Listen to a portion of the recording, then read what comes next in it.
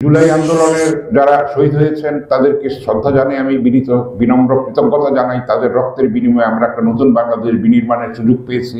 যারা আহত হয়েছেন, পঙ্গুত্ব বরণ করেছেন, এখনো পর্যন্ত তারা বৈষম্যের শিকার হচ্ছেন, আরো যারা অংশ নিয়েছেন সবাইকে অভিবাদন জানাই, কৃতজ্ঞতা জানাই। আমরা সবাই মিলে সম্মিলিতভাবে একটা ঐক্যতার সৃষ্টি করে আমরা এগিয়ে যাব। লেখক চক্রকে এখানে ধন্যবাদ জানাচ্ছি, বগুড়া লেখক চক্রকেও ধন্যবাদ জানাচ্ছি।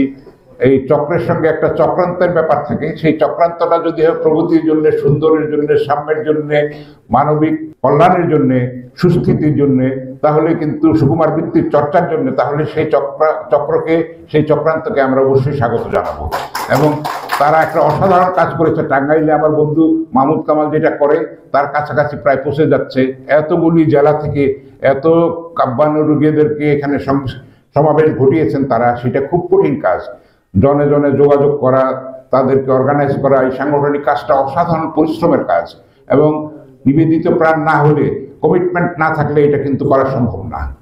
তো এই জুলাই আন্দোলনের যারা শহীদ হয়েছেন তাদেরকে শ্রদ্ধা জানাই, আমি বিনম্র কৃতজ্ঞতা জানাই। তাদের রক্তের বিনিময়ে আমরা একটা নতুন বাংলাদেশ বিনির্মাণের সুযোগ পেয়েছি। যারা আহত হয়েছেন, পঙ্গুত্ব বরণ করেছেন, এখনো পর্যন্ত তারা বৈষম্যের শিকার হচ্ছেন।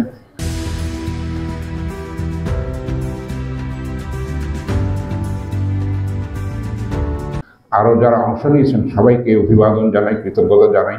মাইলস্টোন ট্র্যাজেডির কথা আপনারা জানেন, সেখানে যুদ্ধ বিমান বিধ্বস্ত হয়ে কত কচি প্রাণ ঝরে গেছে। আমাদের দেশ হলো ট্র্যাজেডির দেশ। আসলে এত লড়াই সংগ্রাম করে আমাদের বাঁচতে হয়, প্রকৃতির সঙ্গে, বৈরিতার সঙ্গে, অনটনের সঙ্গে, দারিদ্র্যের সঙ্গে লড়াই করে আমাদের টিকতে হয়, বেঁচে থাকতে হয়। সেটার জন্যে আমরা কিন্তু অন্যরকম জাতি, সোদামাটির দেশ, পলিমাটির দেশ।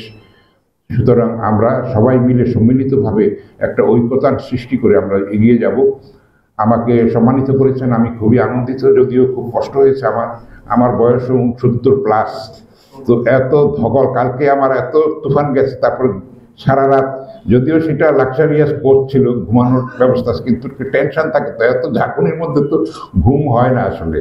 তো যাই হোক, সেটা আমার ভালো লাগছে।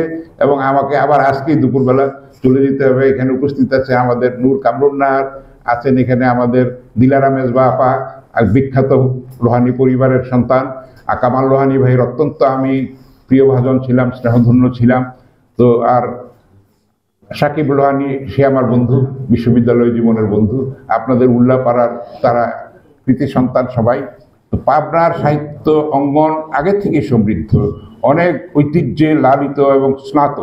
আপনারা সেটাকে এগিয়ে নিয়ে যাবেন, সেই ঐতিহ্যকে আধুনিকতার সঙ্গে সংমিশ্রণ ঘটিয়ে সবার মধ্যে একটা মিলিত একটা পরিবেশ তৈরি করে পারস্পরিক শ্রদ্ধাশীলতা, আস্থা, স্নেহ, ভালোবাসার একটা বন্ধন গড়ে তুলে আপনারা এগিয়ে যাবেন।